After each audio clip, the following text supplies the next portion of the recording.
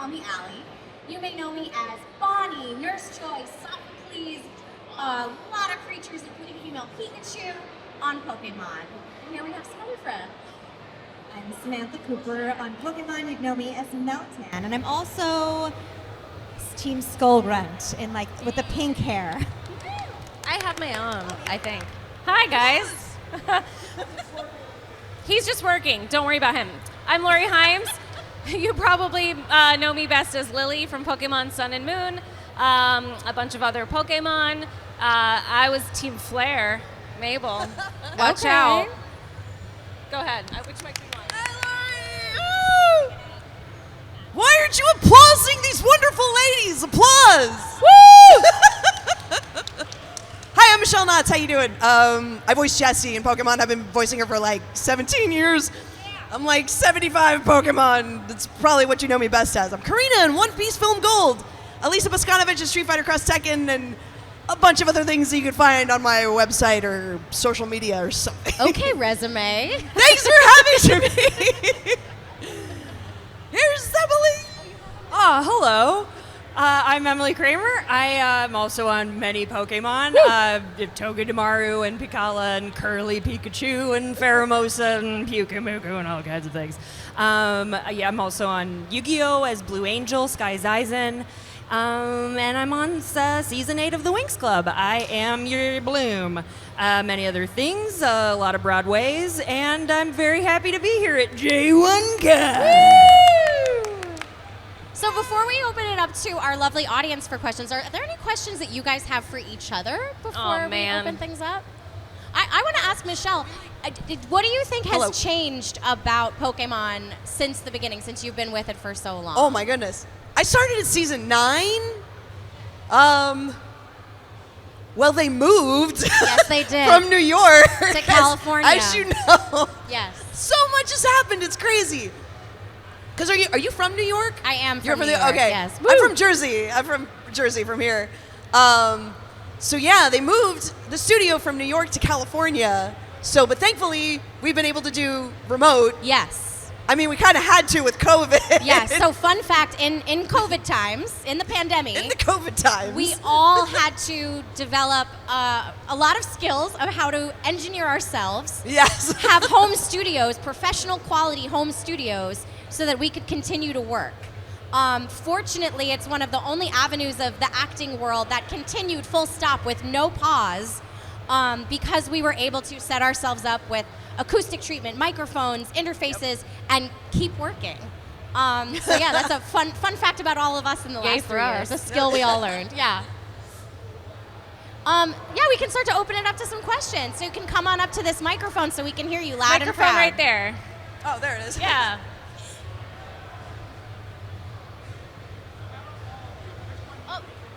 Is right it on? into the microphone. Help, tech person. I don't think it's on.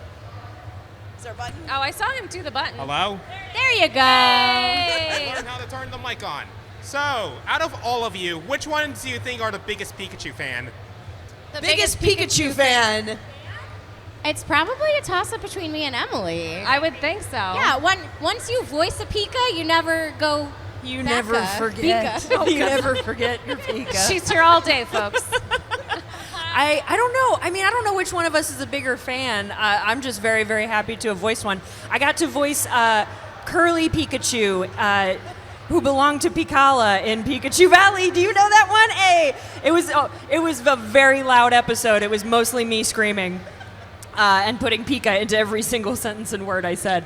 But I am pretty obsessed with the little Pikachu I got to voice because it was a total surprise. I was voicing the trainer, and then our wonderful director, Lisa Ortiz, said, all right, now I have a surprise for you. You're going to voice a Pikachu. And there she was, and I love her so much.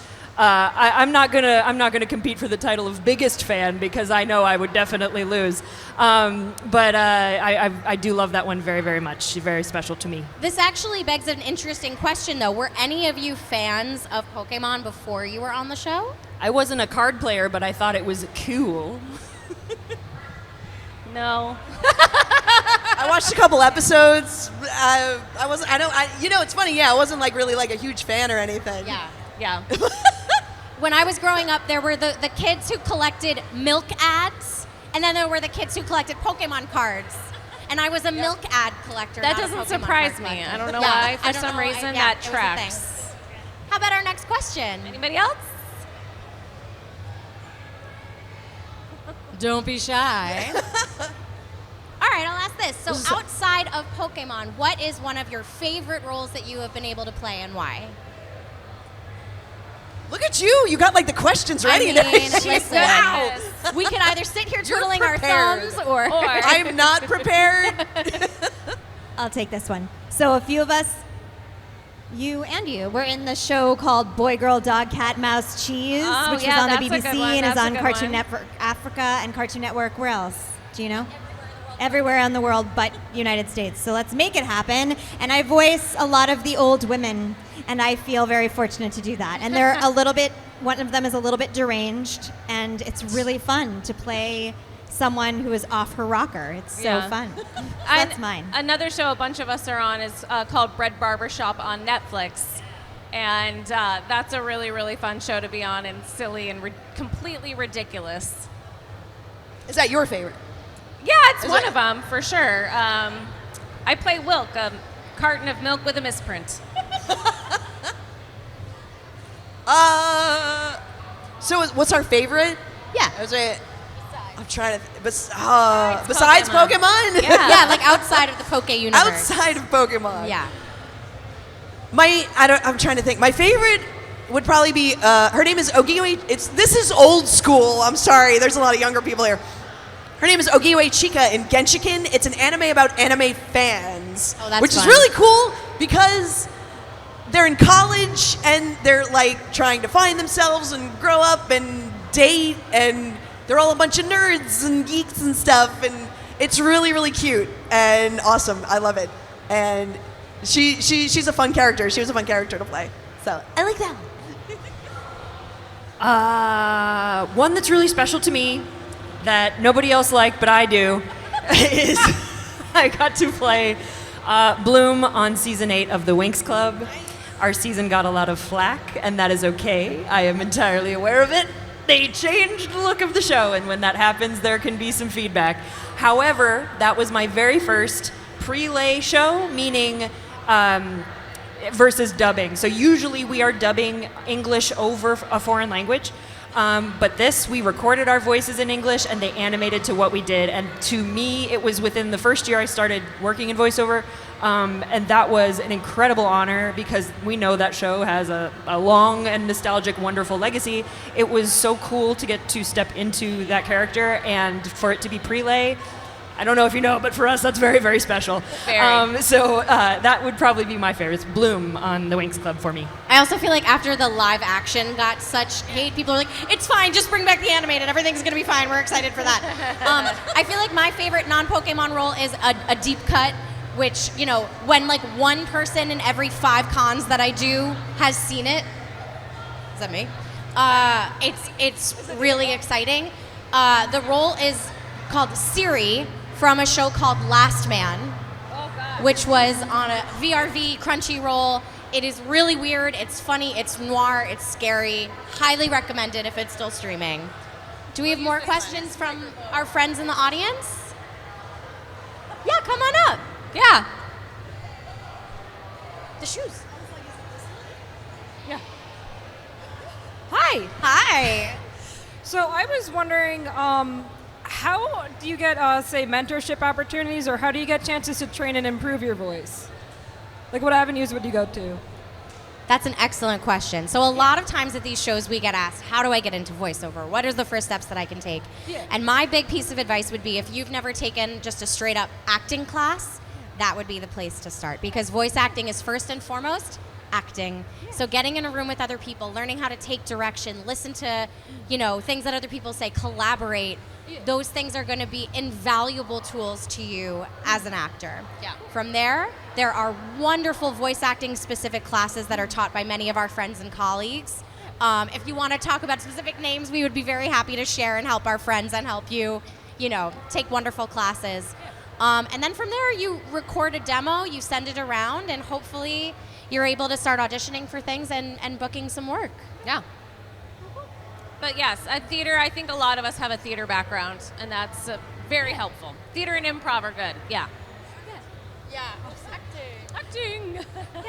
Thank you so much. Of course. Do we have more questions from our wonderful audience?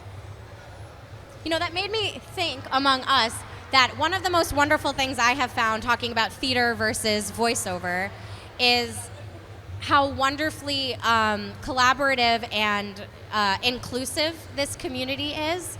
You know, when you think about a theater audition, a lot of times you're like, that girl's wearing the same dress as me. Like, there's this level of, like, not takedown necessarily, but competition that even those of us who are often going up for the same roles, we are always throwing each other's names in the hat. If there's a director one of us hasn't worked with, making an introduction. It's a really wonderfully community-based family that we have found here among voice acting, and it's something that I love very much about our industry. Allie's gotten me multiple jobs, so thank you, Allie. Sometimes because you can do a good impression of me. That's true. That's true. We have had more than one director email us and say, "Is this you or Allie?" That's awesome. Do we have more questions from you guys? Yeah, come on up.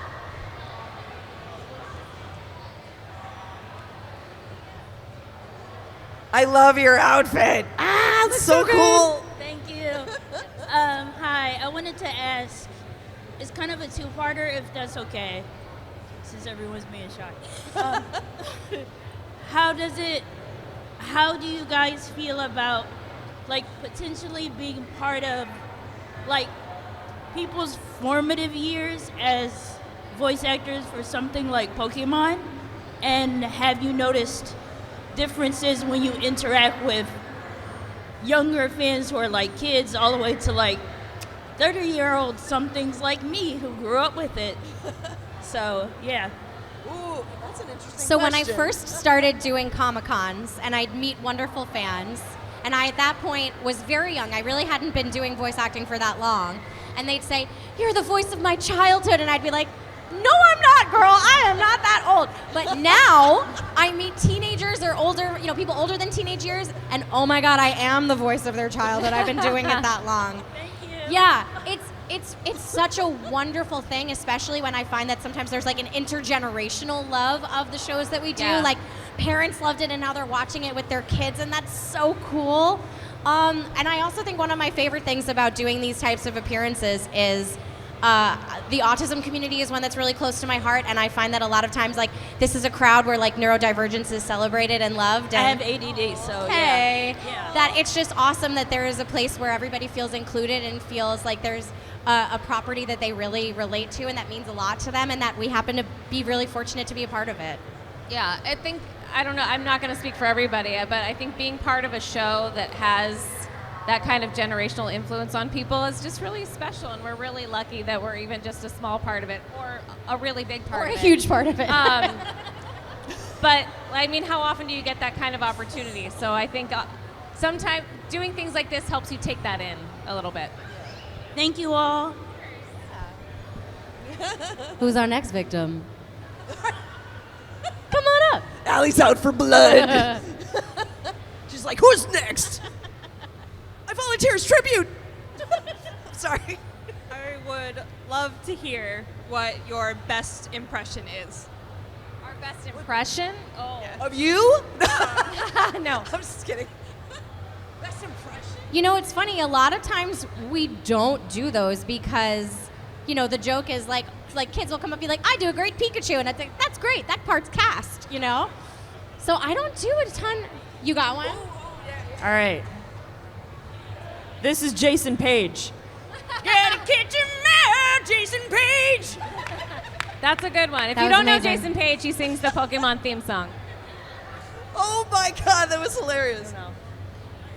I did hear Kevin Pollak used to do a game where it was one-word impressions, and you had to get it across who you were impersonating with one word, and his favorite is Liam Neeson, and the word is bananas. That's it. Yeah. Yeah, I don't have a good one. I feel like we have failed you. I'm We so have failed sorry. you. You were our victim. We're so sorry. I did used to have Cher's monologue about the Haitians memorized from Clueless, and I would kind of do it like her, but I don't have it memorized anymore. Yeah. You got another Thank you. I won't do my Christopher Walken. I need more cowbell. It's great to be here. I guess, what's your favorite character you need that you've to- done? Is it any different than what you're most popular for? Have you connected with one anymore that isn't necessarily... Is our most favorite character different than who's our most popular character? Yes. I think so. A lot of people don't know what Genshiken is. Does anybody know what Genshiken is? Oh, thank you. Like nobody else gets it. Well, it's kind of old. So yeah, my favorite isn't mainstream at all. I would say I have a difference. Like Lily, I lived with the longest of all the character I've played, so she has like a special place in my heart. But like fun and really weird and crazy to do was the show called Snack World on Crunchyroll that not very Yes. many people saw, and I played Chup, and he was wackadoo, and that was super, super fun for me, but nobody's seen it, but I liked it. Snack World was a ball. On that show, Sam and I are these like Banshee sisters Oh, yes. who were a rock band, and we would just like harass Me. Chup coming through the woods all the time. It was amazing. And I would just hear the two of them in my ear harassing me. It was great. Yeah, anytime I get to be absolutely batty, that's when I have the Yes. most fun. We Yeah. did a movie sort of TV show called Funny Little Bugs, and I basically just tried to murder Allie for 2 hours. You did, yeah. It was Yeah. fun. My favorite was a show that no one will ever see because it got produced. Yeah, we Oh, had the this show. backpack We did this show called Back to show. Back where Allie and Laurie and I were all playing backpacks, and yeah, We all I played was also backpack. a there were backpack. backpacks. Oh yes, Sam was a backpack too. I was a singing You backpack. were a backpack. She was a singing backpack. And I got to play. I mean, I feel like I sound like this, but I tend to get cast in things that sound like this, and that's fine, and that pays the bills. But I got to play a backpack that was absolutely unhinged and just so nuts. And that was fun for me because, like, I love doing the fairy stuff. I love doing Blue Angel and Yu-Gi-Oh! And everything like that. Like, I can kick up there, no problem. But when I get to play something absolutely off the wall or old or mean, that's so particularly fun. exciting to me. Yeah, I was gonna say that. There's another show that we did called Denver the Dino. Denver the that's Last Dinosaur. Denver the Last Dinosaur. That's another deep cut. And I got to play a really snide teenager. I got to be one of the villains, and I'm never were cast mean. as that. You were I was super so mean. So that was fun. I tried to fight her, but she was real mean. The sweetest people playing the meanest meanest. I know. characters. It's the so best. it's so interesting though, What right? We're is up talking with about that? all of these like deep cuts from our resume, which are these shows that like maybe have seen the light of day, but like most people haven't seen. But then the whole other side of that is not only are there are all these shows that we have done that people haven't seen, but then there's all the auditions we have done Oh, so many. that we did not book. Like, what would you say? Like 90% to 10%? Like you don't book 90% of the things you audition for, and then like maybe if you're really lucky, there's 10% of the things that you book. And I think that that's a part of this world and of what we do that, you know, as glamorous as it may seem, it's a really emotionally hard part of what we do. It's a lot of no. Yeah, it is a lot of no. It's a lot of no. Yeah. Do we have more questions from our... Yeah, come on up. Come on up. One Piece. One Piece. Everybody knows Luffy. Luffy's here. Come. Punch! There you go. I'm sorry if I'm speaking too far, too close to Into the mic so we can hear you. Is this good? That's better. Okay. I'm just curious. So, whenever you guys are auditioning for a role or practicing for a role, what are the things and methods that you guys use to motivate yourself, to keep yourself sticking positive and to, like, you know, not get like shocked, not get like sad if like the worst was to happen, like say as you get a cut or something. So how do we motivate ourselves when we're auditioning for a role? And to not get let down by not getting stuff. So here's a fun fact. Before we go in for the audition, especially for, you know, anime, we've never seen the script before. No. Like 99% of the time, we've never seen an image of the character before, never seen a clip of the show before. It is like the first time you are seeing it is when you're being asked to audition for it. So like Can you ask for a few minutes to review the material before you do? Yeah, you can, but like a few minutes is pretty much all you're gonna get. So it's really about making a choice, trusting that, you know, the image that you saw of the character, the description you got of the character, the few lines that you're gonna have to audition is gonna be enough to be like, all right, here's what I think this character might sound like, and I go. And hopefully, if you have a wonderful director, it becomes a collaboration, and they're like, I love that choice, let's try this kind of a tweak. And it will become like you build the character together, maybe a few different takes of what that character might sound like, and then if you're real good, you forget about that audition the second you leave the room. Because otherwise, you will sit, you will stew, you'd be like, it's been 3 days and I haven't heard yet, am I going to hear? And you could do that and you would go insane, because our job 90% of the time is auditioning and not getting the job. Yeah, you don't really get attached to anybody because you're not with it that long. So maybe 5 minutes, and then you move on to the next one. So you just got to, there's going to be another opportunity. Yeah. I think like halfway into this career, I stopped worrying about what I thought a director wanted or thought was like the right choice, and made my choice. Like what's Sam's version of the character, like what's Allie's version with Laurie, you know, because that's, you're bringing yourself to whatever you're auditioning for. And if they knew exactly what they wanted, they would be like you, and they do sometimes. Sometimes they're like, we want Alyson Leigh Rosenfeld, and they will call her, and that will be it. But they, you know, sometimes they don't. And so it's about, like any job, it's bringing you to the job and to the role, and same thing on stage and same thing on film, because you're what is special about that character. It's what you can bring to it. Yeah. Can I piggyback off of that for a second? Well, the personal experience. So I auditioned for the Sparrow Nike in Smite, and it was funny because the producer was, I don't know why I decided to do this. I decided to read her like kind of like a snarky, like Spider-Man. You know what Spider-Man does to like everybody, like, you know, do we kiss now? You know, when they're hanging upside and down.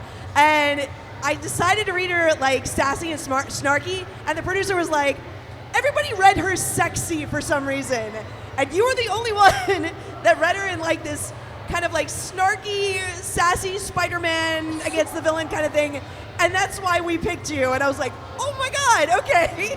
So sometimes, like you said, it's just just do something different, and sometimes it doesn't help. Because they want it read like a certain specific way, but sometimes, I don't know, in that instance, it actually helped me, and I was like, oh, okay. So that worked out. She agrees with everybody. Okay, I was just curious, but thanks for answering. Thank you. Who's our next person? Come on up. I don't know what's there. Keep trying to hold it in a different spot. Hello? Hi. Hi. I don't know if this was asked already, but how far ahead was the like dubbing of an episode before it actually airs on TV? Like, because I remember like Pokemon was like, there was like a new episode of Pokemon like every week, and I was wondering like how hectic was that schedule? Right. So back in the day, if I'm not mistaken, sometimes it would be like it had aired like a year ago in Japan, and then it was being dubbed. But then they started to do like simul dubs. So there were times where we were dubbing at the same time that it was being recorded in Japan, which is really cool. Like it's kind of like we're all collaborating together to make this thing happen. So it changes all the time. Yeah. And sometimes we'll record a bunch of them like at the beginning of a season, and then they'll start airing a couple months later. But then sometimes it slows down, or you get behind because we're getting episodes later, and then it'll be like it airs a week later. So it just depends where we are in the process. Yeah. Okay. Yeah.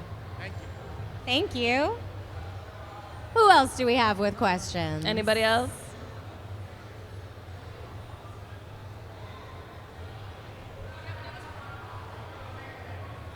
Come on up.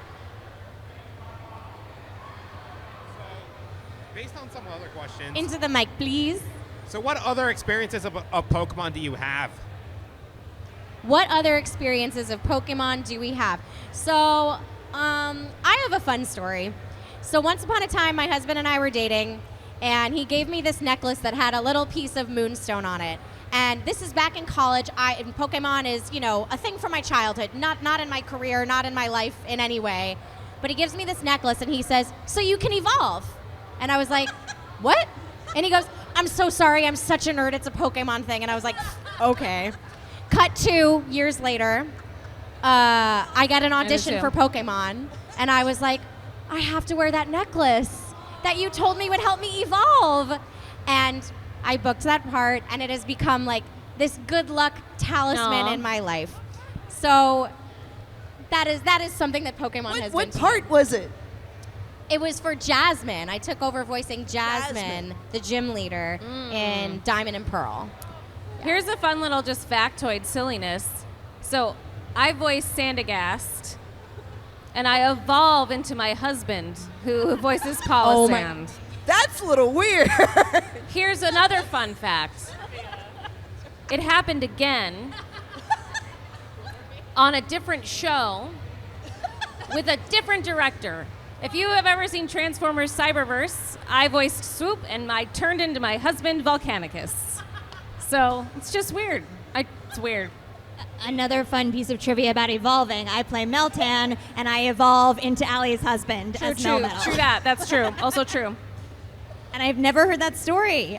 How long have we been friends? I've never heard that story. I love that story. I mean, I've heard that story. But it was at a con, so it's okay. Sorry. Oh my God. Oh, we both evolved into men. Yeah. I'll also say that, not Pokemon the show, but Pokemon Go. Oh, yeah. 2016, I believe, when it first came out, and living in New York City, Huge. it was an incredible time to be involved in Pokemon. You would just walk around the streets, and every single person was catching stuff on their phone. You'd be in Central Park, and you would hear Snorlax, and all these people would run to try and catch one. I would see families all playing together. So that was a really incredible Poke moment. Yeah, my in husband life. got caught in a mob of kids running by our house. There was a Poke stop by our apartment, and he was like, "Ugh, I got caught in kids." They're like, "Move out of the way, sir." Yeah, he's like, "Oh God, we gotta get you Snorlax." Yeah, pretty much. Do we have more questions, friends? Come on up. Come on up. Yeah, you go ahead. She's back. I wanted to make sure I didn't want to be selfish. So, this question is about making the Pokemon noises.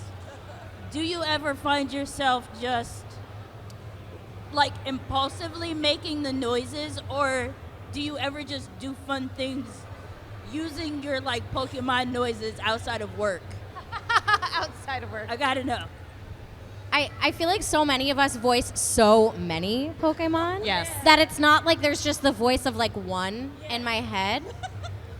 But There's also it's multiple Pokemon. Yeah, because they're often communicating something other than just I'm saying my name. I never really am just thinking about their name over and over in my head. No, and the script tells us what they're actually doing and saying.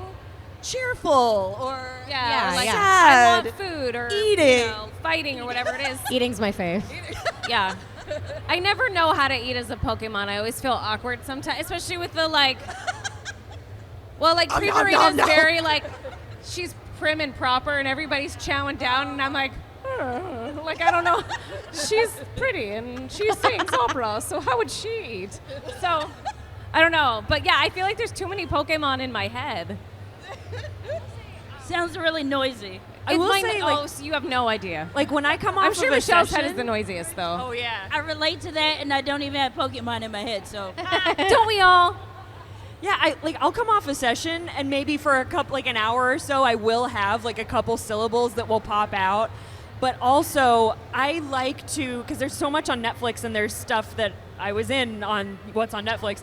I like to go back sometimes because I only started in 2018, but sometimes I do like to go back, look at an episode and musically try to match whatever note I'm hitting vocally and just to make sure I'm still got it. Still got it. Okay, great. Just to check. That's Thank you awesome. again. Thank you. Of course. Any more questions from our friends? You have one more? Come on down. Come on up. Luffy.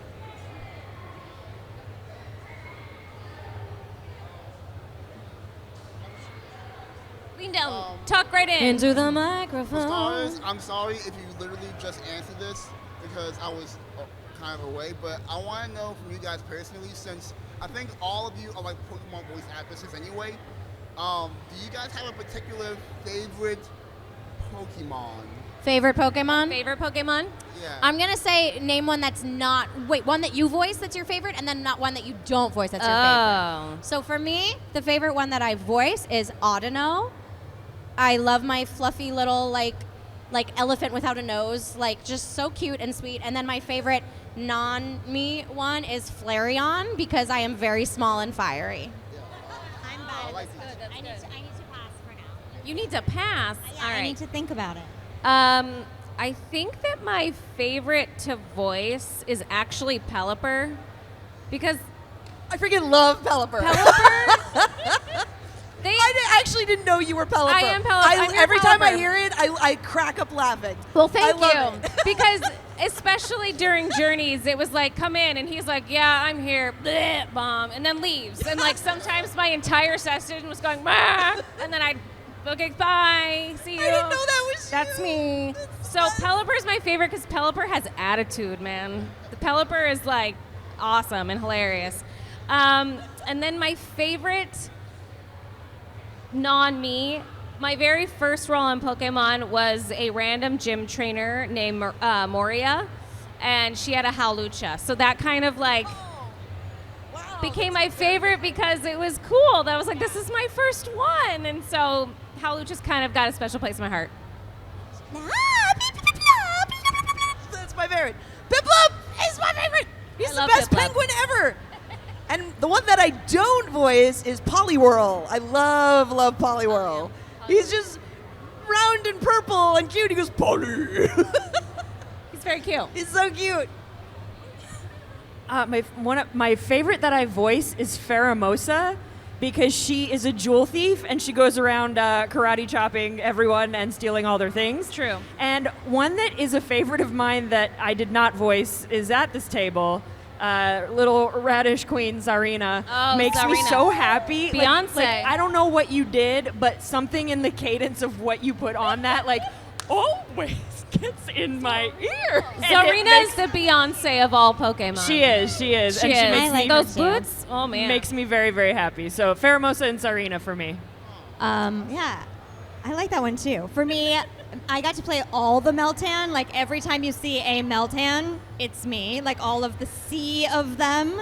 So I think that's my favorite is re-recording myself many tracks over. And then non-me, I have to give it up for Ash, but that's mostly because Meltan is Sarah Natacheni's favorite. So I have to say that. No, I know she's not a. I know Ash is not a Pokemon, but you had a trainer. Well, okay. Her, Then I would her say favorite Zarina. non that she voices is all the ones I voice. Yeah, that's true. All the ones my friends voice. Wait, but also, do you guys have a least favorite Pokemon? I You're have making me my think of least this? favorite one to voice. Yeah, Magikarp. It's weird. Who'd you say? Magikarp. My least favorite, but I flops kind of around. love to hate him, is Trubbish. It's a bag of garbage, y'all. Agreed. Why is there a Pokemon that's a literal bag of trash? It's true. He deserves love too. He does deserve love too. Thank you. They You're all right. do. That's why I'm Allie. saying I love to hate because, like, wow. Because he's I'm sorry. He's garbage. I think a lowland Persian for me is just really hard to voice because I've never been around cats because I'm deathly allergic to them. So when they're like, hey, you make a lot of cat noises, right? No. So that one's been the most challenging for me, but now I'm like, bring it. I'm Pelipper. Michelle, any that you hate or love to hate?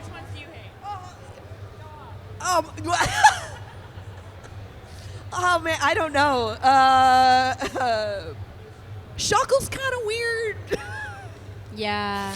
The little turtle thing. And Yeah, you love Shuckle. It's right. You can hate me now. It's okay.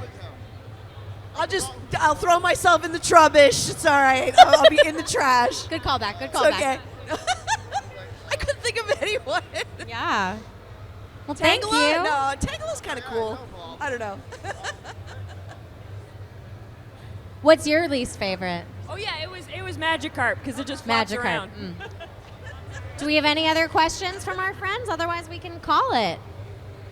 Thank you guys so much for coming. Thank you. Oh, did you have one? Oh, don't I be see shy. a Come on burning down. We're here. What is all of your favorite type of fire type Pokemon? Your Favorite fire type. Fire type. So Your it's favorite. still Flareon. Still going strong with Flareon. Yeah. I don't have an answer to this question. Torchic? I like Torchic. It's cute. Torchic is cute. I guess Flareon's good. I don't know. I don't think it's a fire type. It's a space type, but it falls out of space and it catches on fire, and it was me, and it's Minior. Just call it a fire type. Yeah, call it a fire type. He looks like he's on fire. Yeah.